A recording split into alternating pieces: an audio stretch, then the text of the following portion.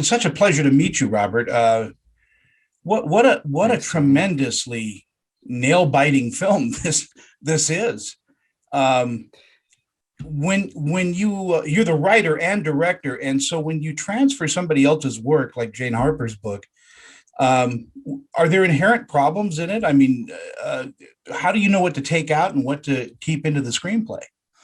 Yeah, massive challenge with a detective mystery. That's much loved, New York Times best-selling book. It's got two crimes, past and present, this massive ensemble of amazing characters. And the plotting, I mean, audiences have seen a lot of great detective mysteries. The plotting has to be, really sharp. Otherwise, they're going to get frustrated. If the audience doesn't think they can work out the crime themselves, you're not doing it right. So probably the biggest challenge was just distilling that into a feature film.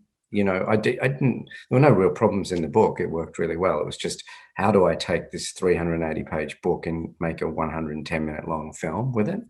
But that was helped by Jane Harper, who gave us some insights, and helped by these amazing performances, because an actor like Eric Bana can convey 5 pages of a book like that.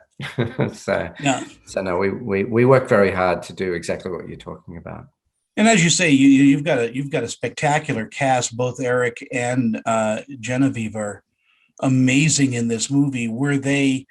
Thank Do you you. consider them, directors, actors? Do they just do exactly what you want? Yeah, they're both incredible. Genevieve O'Reilly is just stunning. Eric and I just couldn't believe our luck. I'd seen her in a play directed by Sam Mendes, The Ferryman, when I was in the UK, and she's an Australian trained actor who now lives in the UK, but her performance was great. In the big 10-page scene that they have together, which we can't give away to anyone except to Oh, say that it's a great scene. But I just was watching it. As a director, I almost felt like I just had to get out of the way. I felt like I was watching these two incredible actors like explore this material in front of the camera. And so, yeah, definitely, they're actors that directors, I mean, it's, you look at the big films and the filmmakers Eric Bana's worked with, from Spielberg on Munich, or, Black Hawk Down's a favorite of mine, his performance in that. No, he's stunning. But yeah, you're right. They're fine actors to work with. let's talk about the other character in the film. This landscape that you're filming on is Yeah. absolutely amazing.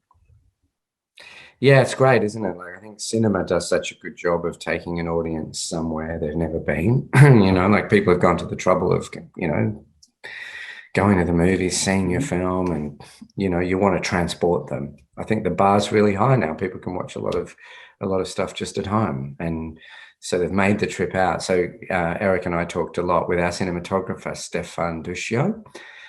He is known to people in the US. He shot the film The Invisible Man last year with Elizabeth That's Moss, a which was a beautiful, big hit beautiful there. movie. Yeah, he's an incredible cinematographer, and so we wanted to kind of transport people to this world. It's a little town 5 hours from here in Melbourne, Warwicknabeal, Mhm. where the Australian musician Nick Cave was born many years ago, and we filmed in all the little satellite towns around there, and amazing part of the world, because, as you say, the landscape out there is a character of its own within the film. Yeah, it looked dry and desolate and all those things without you having to, tint the film yellow like a lot of directors do. It just took all the water out of your mouth. Yeah, yeah. And that's the real world out there. I mean, around the time we were filming, there were incredible bushfires, and that kind of is our food bowl really out there, and it's struggling. There's not enough rain, and it's suffering from the impact of climate change, and the people that live there are trying to work out how to exist really. Some of those towns out there, I wonder in 20 years' time whether they'll even still be there.